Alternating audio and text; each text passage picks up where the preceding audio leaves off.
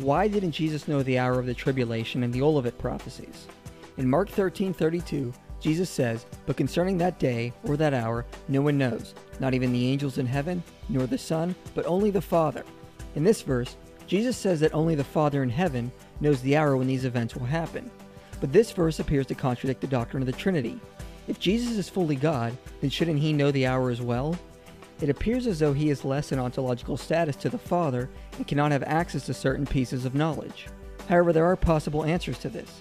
Most Christians respond to this by pointing out that Jesus was both fully God and fully man, and during his earthly ministries, prior to his resurrection, he willingly cooperated with the limitations of being human. He suffered hunger, he had to sleep and rest, and he felt grief and pain. Jesus was fully man, and yet he was worshipped too, forgave sins, and claimed divine eternal status with the Father. This is the hypostatic union.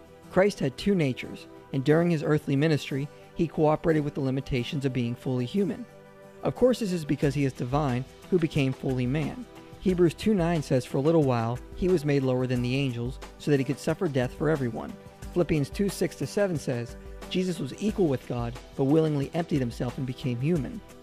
So the scriptures teach us Jesus emptied himself, and thus suffered with the limitations of being human, which meant he surrendered properties like omnipresence and omniscience. This is seen in the fact that Jesus spent years learning and educating himself. And it also explains why Jesus didn't know the hour when that tribulation would occur. Jesus cooperated with the limitations of being human and wasn't fully omniscient.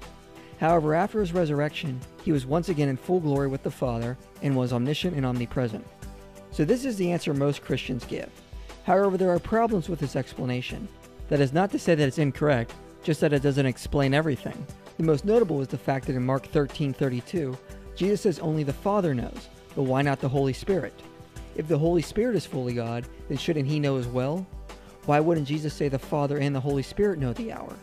Well, some have tried to answer this by suggesting that perhaps the Holy Spirit willingly limited his knowledge as well, but this almost seems ad hoc.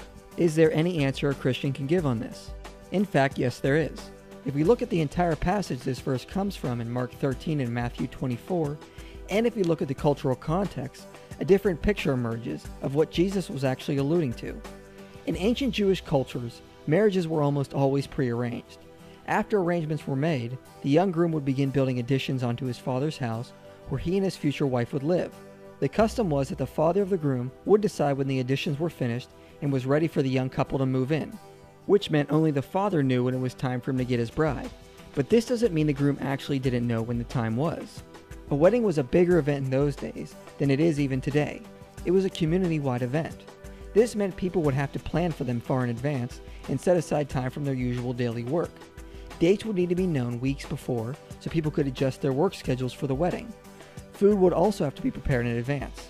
There was of course no refrigeration or supermarkets, so arrangements for food needing livestock and crops were planned well in advance.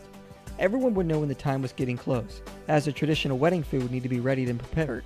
However, despite it being obvious to everyone when the wedding would take place, in order to give respect to the father of the groom, it would naturally be said that only the father knows when the groom was going to get his bride. But obviously the groom would not have been unaware of the day or the hour, as it would have been obvious to everyone in the community.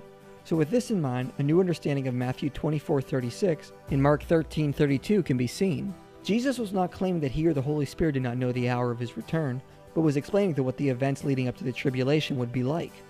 It would be like that of an ancient Jewish wedding, where everyone would know it's drawing near and the Father will give the word for it to take place. But the events leading up to it will be seen and understood by all. If we look at Mark 13:32 in context, we see it actually makes more sense with this understanding. Prior to saying this, Jesus gives another example of how we will know when the tribulation will take place. He says to learn from the fig tree. As soon as its branches put out its leaves, you know summer is near. So also, when you see these taking place, you know that he is near. Likewise, Jesus then gives another example by alluding that it will be like a Jewish wedding, when the father will give the word for his son to get his bride. So he borrows phraseology from a Jewish custom. So it is likely Jesus wasn't saying he truly doesn't know, but that he gives respect and authority to the Father to give the word when these things will happen. But he and the Holy Spirit would know, just like the community knows when the wedding will take place. As we said in our video which explains the Trinity, the doctrine of the Trinity says the Son and the Spirit submit to the Father's authority. Jesus was simply reiterating that here, and explaining the events leading up to the tribulation will be like that of the events leading up to a Jewish wedding.